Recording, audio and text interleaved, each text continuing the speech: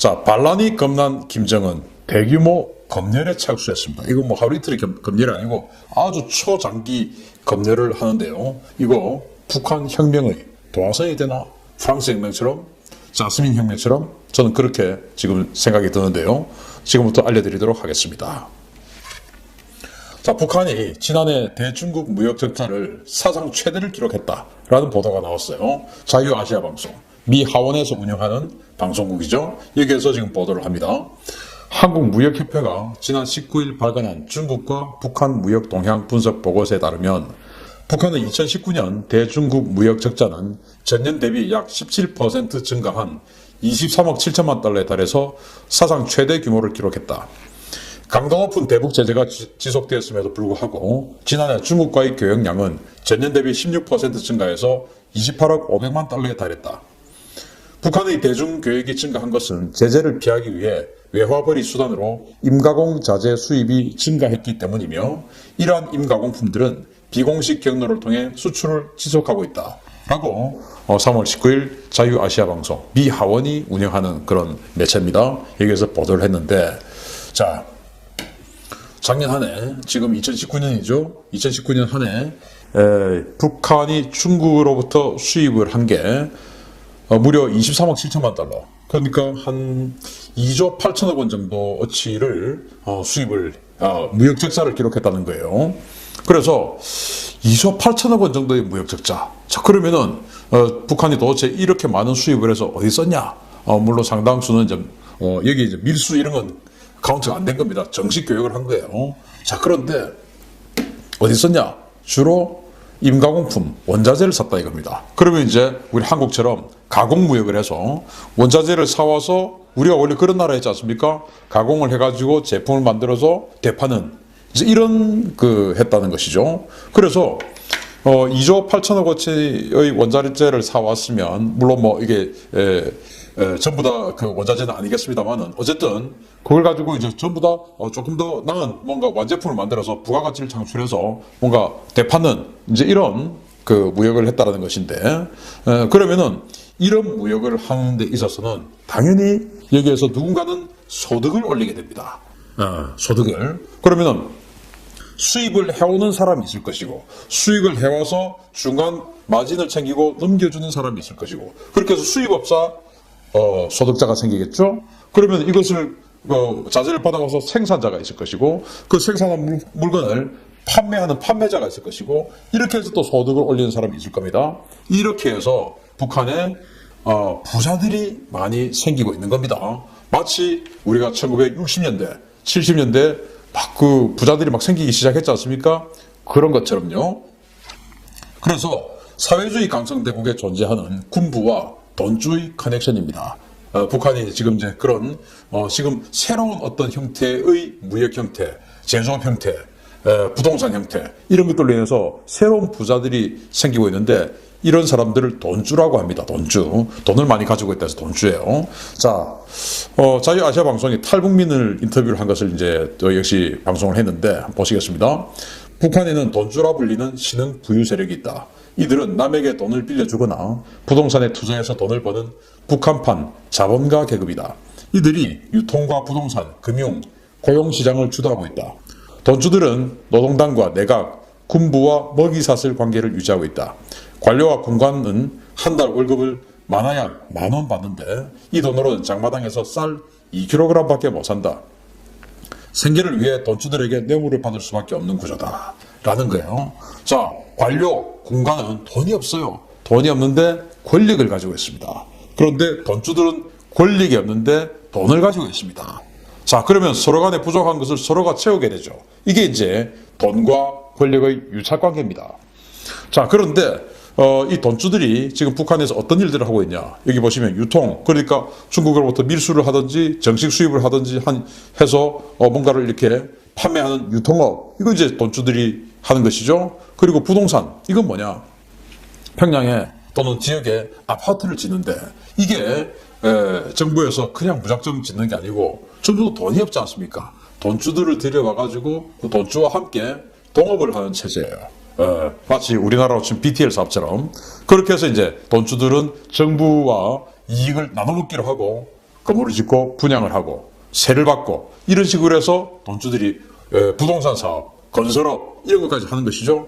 금융, 돈 빌려주는 것입니다. 사채업을 하는 것이죠. 고리대금업을 하는 것이죠. 고용시장 이런 걸 주도하고 있다. 그런데 말씀드린 것처럼 돈주는 권력이 없기 때문에 그 권력자들과 유착을 할 수밖에 없다. 이렇게 이제 악어와 악어새의 관계를 이어가고 있는데 이게 지금 둘 다 타격을 받게 되는 겁니다.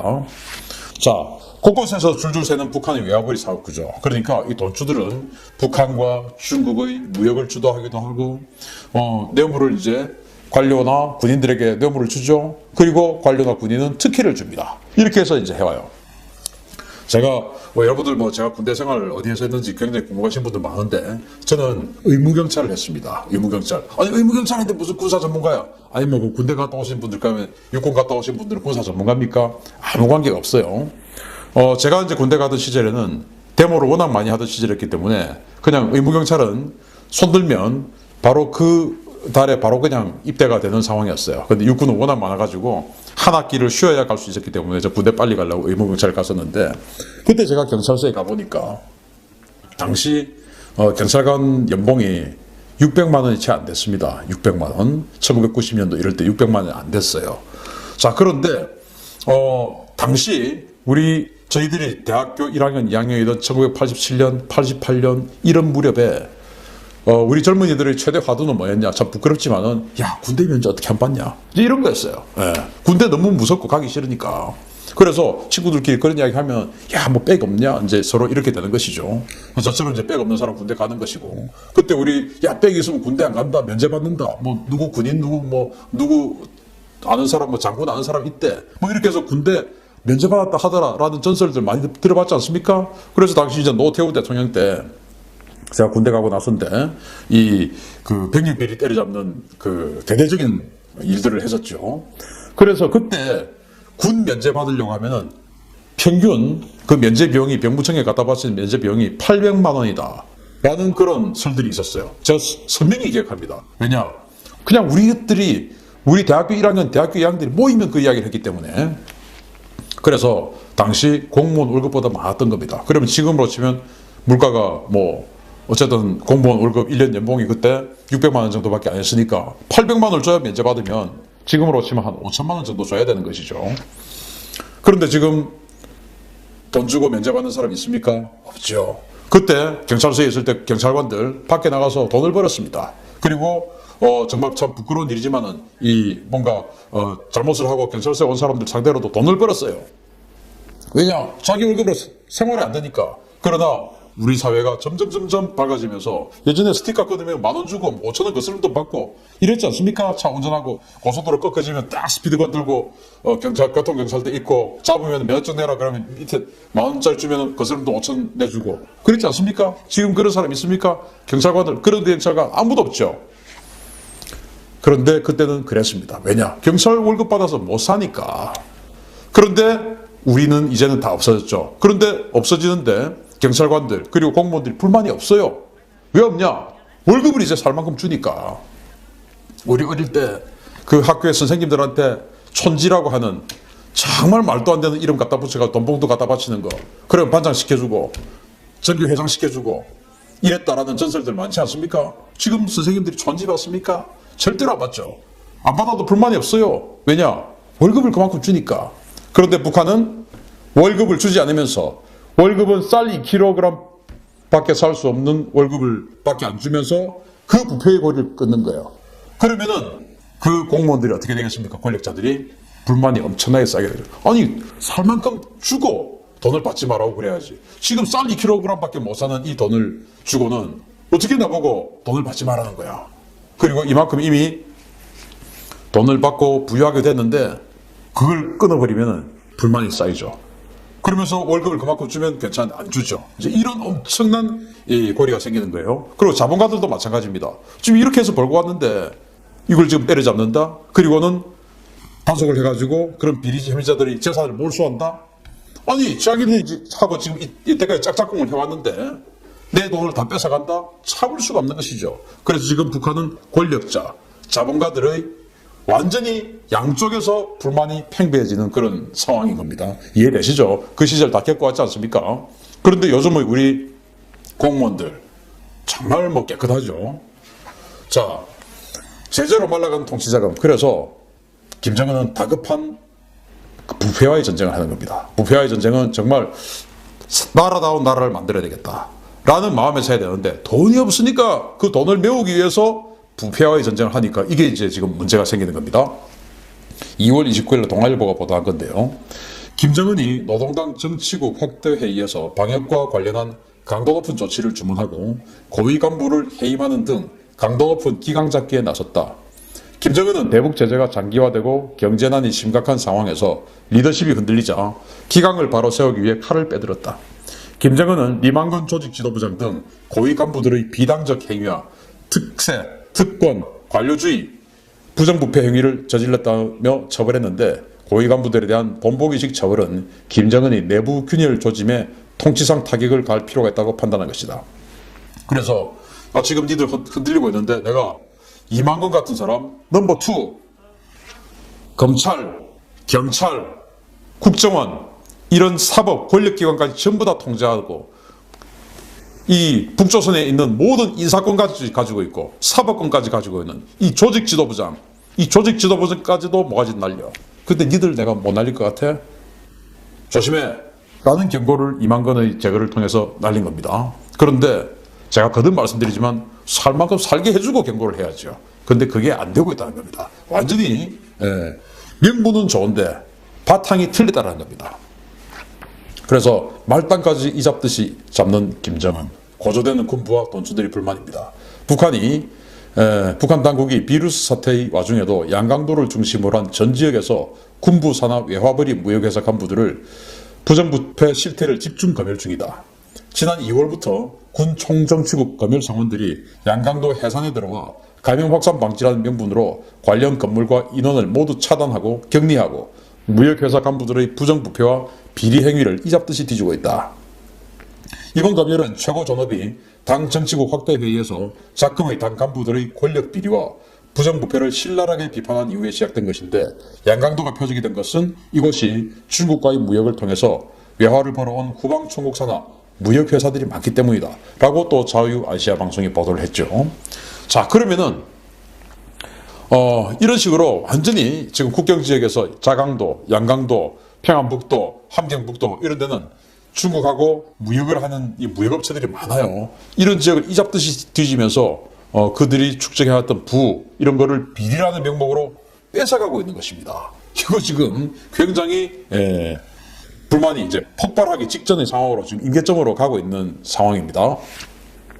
그러면서 이게 이제 문제예요. 이제는 이런 것들을 이 자강도, 양강도 같은 이 북쪽 지역, 그러니까 국경 지역 말고 전 북한으로 확대를 하겠다. 그리고 그것을 하루 이틀 하는 것이 아니고 2020년 내내 하겠다. 이런 겁니다. 자, 김정은은 최근 전군 조선노동당화를 북한군의 올해 중점 사업 방향으로 교시했다. 김정은의 지시에 의해서 총정치국은 바로 각 부대 정치부에 5단계 당위원회 사업계획 문건을 일괄 하달했으며 이달 28일부터 연말까지 사업을 마칠 예정이다. 이번 작업은 1단계로 3월 28일부터 4월 15일에서 집중 검열, 2단계 4월 16일에서 7월 27일까지 교양과 사상투쟁, 3단계 7월 28일에서 10월 10일까지 부대별 경험 창조, 4단계 11월 30일까지 성과 일반화, 5단계 12월 30일까지 해서 성과 공고화로 구성해서 이 각 부대에, 북한군 부대에 올 한 해 내내 이런 검열을 하겠다는 겁니다. 자, 그러면 지금 북한군 부대는 아시다시피 그동안은 자력갱생 하라고 했지 않습니까? 김일성 때부터. 그렇게 해가지고, 자신들이 가지고 있는 틀을 가지고, 운송업도 좀 하고, 산에 있는 약초도 캐고, 그것도 갖다 팔기도 하고, 참, 온갖 돈벌이를 해왔었어요. 그런데 이 모든 것들을 지금 검열을 해서 돈을 다 뺏어가겠다. 그러면 월급을 많이 주든지, 이게 안 되는 겁니다. 자, 돈주들 돈을 말리죠. 그리고 권력자들은 권력을 뺏어버리죠. 돈주들이 돈을 말리고 권력자의 권력을 뺏으면 남아나는 게 어디 있습니까? 아무것도 없죠. 그리고 자기 밑에 있던 최고 핵심 코어층에 있는 이런 이너서클들, 이런 사람들까지 지금 무차별하게 지금 제거를 하고 있죠. 그러면 남는 게 누가 있습니까? 김정은, 김여정, 자기 피부치일 뿐이에요. 이게 지금 과연 살아남겠습니까? 그래서 동요하는 북한의 돈주, 이게 바로 반체제 구심점이 될 수도 있다는 겁니다. 뭐 자스민 혁명이나 뭐 모든 것들, 그리고 이제 우리도 마찬가지예요.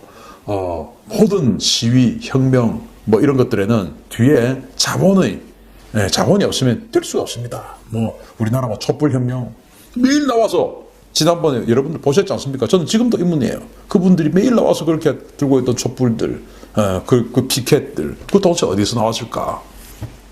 돈이 있어야 되는 거 아닙니까? 자, 프랑스 대혁명 1789년에 있었죠? 루이 16세 국고부족에 의한 재정 확충을 논의하는 3부회에서 자신들의 의견이 묵살된 평민, 즉 부르주아들이죠. 대표들이 주축이 되어서 일으킨 혁명입니다. 이후 부르주아들은 귀족을 대체하는 신흥 권력자로 부상을 했죠. 자본가들이었어요. 3부회. 그러니까 당시 이제 이 부패한 그 왕가에서 베르사유 궁전 짓고 막 이러면서 돈이 다 말랐어요. 이제 돈이 없으니까 어떻게 이 재정을 확충하냐. 전쟁도 오래 했고. 그래서 귀족 그리고 성직자, 평민 이렇게 모인 이 대표사 회의인 3부회에서 어떻게 할까? 그럼 세금을 더 걷어야지. 그럼 세금 더 걷자. 이렇게 됐는데 성직자, 우리는 성직자니까 돈 안 내. 귀족, 우리는 귀족이니까 돈 안 내. 그리고 평민 니들 돈 많이 내라. 이제 이렇게 된 거예요. 그리고 평민들. 그때 이제 이 산업화가 막 되는 시기니까 평민들 중에서 자본가들이 나오기 시작한 겁니다. 그게 부르주아예요. 그래서 삼성의 회장님이라든지 이런 사람들 평민 아닙니까? 그 사람들 왕족 아니지 않습니까?